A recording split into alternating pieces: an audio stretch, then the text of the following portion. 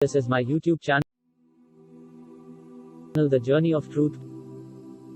Please like, share, comment and subscribe. Thanks for visit.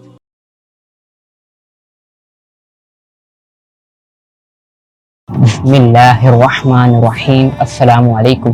تو جیسا کہ دوستو آج ہم جس ٹاپک پر بات کرنے والے ہیں اس کا نام ہے پاکستان کی عظمت.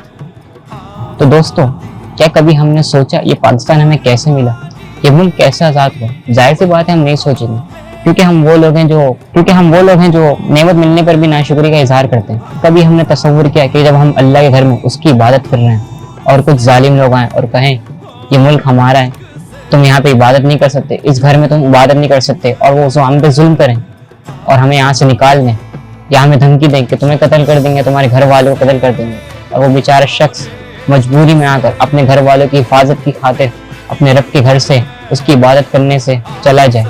کیا ہم نے کبھی تصور کیا کہ ہم ایسے ملک میں پھر رہے ہوں جہاں ہم اپنی شناخت چھپانی پڑے اور ہمیں ڈر ہو کہ اگر لوگوں کو پتہ چل گیا کہ ہم مسلمان ہیں کہ ہم پاکستان سے یا اپنے دین اسلام سے محبت کرتے ہیں تو لوگ ہمیں قتل کر دیں گے یا ہمارے گھر والوں کے ساتھ ظلم و زیادتی کریں گے اور مجبوراً ہمیں شناخت اپنی چھپانی پڑے؟ تو کیا کبھی ہم نے تصور کیا؟ ظاہر سی بات ہے ہم نے نہیں کیا. ہمیں تو کوئی درد نہیں سہانا، ہم نے تو کوئی دکھ نہیں جھیلا.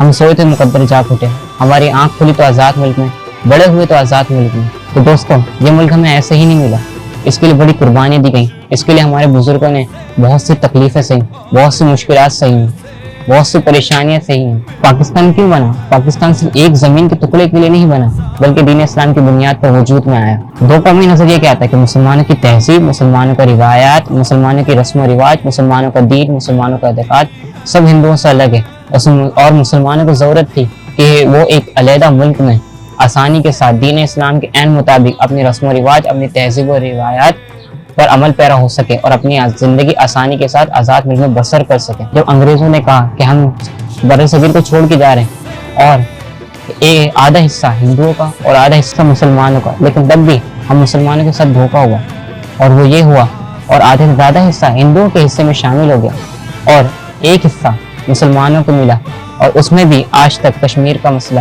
حل نہیں ہوا. اور جب مسلمانوں کو پتہ چلا کہ مسلمانوں کو ایک آزاد ملک دے دیا گیا تو بہت سے مسلمان اپنی جائیداد، اپنا گھر بار چھوڑ کر پاکستان کے لیے روانہ ہوئے. لیکن جب وہ ٹرین پاکستان پہنچی تو دوستو وہ ٹرین کے اندر مسلمانوں کی لاشیں بھری ہوئی تھی اور ایک کے اوپر پے در پے پڑے ہوئے تھے. ہماری مسلمان خواتین نے اپنی عزت آبرو بچانے کے لیے کنویں میں چھلانگ لگا دی، ان کی عزت پر ہاتھ ڈالنے کی کوشش کی گئی، انہوں نے اپنی عزت کو ترجیح دی اور اپنی جان کی قربانی دی. لیکن آج افسوس کے ساتھ کہنا پڑ رہا ہے کہ ہمارے مسلمان خواتین میں کوئی اپنی عزت کی پرواہ ہی نہیں. ان کے لیے عزت، آبرو، حیا، پردہ کوئی چیز ہی نہیں. اور پھر جب ان کے ساتھ کچھ برا ہوتا ہے تو وہ کہتے ہیں ہمیں آزادی نہیں دی جاتی، ہمیں حق نہیں دیا جاتا، ہمیں قانون نہیں دیا جاتا. میں ایک بات کہتا ہوں کہ جب آپ اپنے ہاتھ میں ہیرا لے کے جا رہے ہیں اور پھر آپ یہ ڈر رہے ہیں اور آپ کہہ رہے ہیں کہ میرے ہاتھ سے میرا ہیرا چوری نہ ہو، ایسا کیسے ہو سکتا ہے کہ آپ اتنی قیمتی چیز کھلے عام لوگوں کے سامنے لے جا رہے اور وہ چوری نہ ہو؟ ایک تاریخ کا ایک واقعہ ہے کہ ایک فوجی مسلمان پاکستانی بارڈر پاکستان میں کراس کر گیا، اس کو وہاں کے لوگوں نے پکڑ لیا اور کہا کہ تو اسمگلر ہے، ہم تجھے نہیں چھوڑیں گے، اور اسے قیدی بنا دیا. اور پھر جب اسے قید خانے میں رکھا گیا، رات کا وقت تھا، اس نے دیکھا کہ اسے ایک سایہ نظر آیا. اس نے دیکھا کہ ایک بوڑھی عورت اسے غصے سے دیکھ رہی ہے، گھور کے دیکھ رہی ہے. تو اس نے اس عورت سے پوچھا تمہارا کیا معاملہ ہے؟ اس عورت نے کہا کہ ہم تو پاکستان اس لیے بنا کے دیا تھا کہ تم وہاں پہ جا کے اسمگلنگ کرو. اس فوجی نے کہا تم نے پاکستان کب بنایا؟ تم نے تو پاکستان بنتے وقت ہم پہ جو ظلم ڈھائے ہم وہ بھول نہیں سکتے. تم نے ماں کی گوشت سے ان کے بچے چھین کر تلواروں پہ لٹکا دیے، ہم وہ دن بھول نہیں سکتے. تم نے کب پاکستان بنایا؟ تو اس عورت نے جواب دیا دوستو کہ پاکستان بنتے وقت کچھ بچیاں، کچھ خواتین اٹھا لی گئیں تو ان میں سے ایک میں بھی تھی، اور آج میں ان بچوں کی ماں ہوں. کہ کبھی تم آزاد ہو اور تمہارا پاکستان جانا ہو اور تو پاکستان کے لوگوں کو میرا یہ پیغام پہنچا دینا کہ پاکستان اتنا مقدس ملک ہے، اس ملک کی اتنی عظمت ہے کہ جب میرا بچہ بیمار ہوتا ہے تو میں اس پر پاکستان کا نام لے کر دم کرتی ہوں، اللہ شفا عطا فرما دے. پاکستان کے ساتھ تم کبھی غداری مت کرنا، پاکستان کے ساتھ کبھی دھوکہ مت کرنا، اسے برباد کرنے والے عمل نہ کرنا. تو دوستو آج ہمیں ضرورت ہے اپنے ملک کی قدر کرنے کی. بھلے ہمارے ملک میں تنگی ہے، بھلے ہمارے ملک میں بے روزگاری ہے، بھلے ہمارے ملک میں آسانی نہیں، آسائشیں نہیں، لیکن یہ ملک ہمارا ہے. ہم کسی کی وجہ سے اپنا ملک چھوڑ نہیں سکتے. کیا کبھی ہمارے گھر میں پانی نہیں آیا تو کیا ہم اپنا گھر چھوڑ دیں گے؟ ظاہر سی بات ہے نہیں چھوڑیں گے.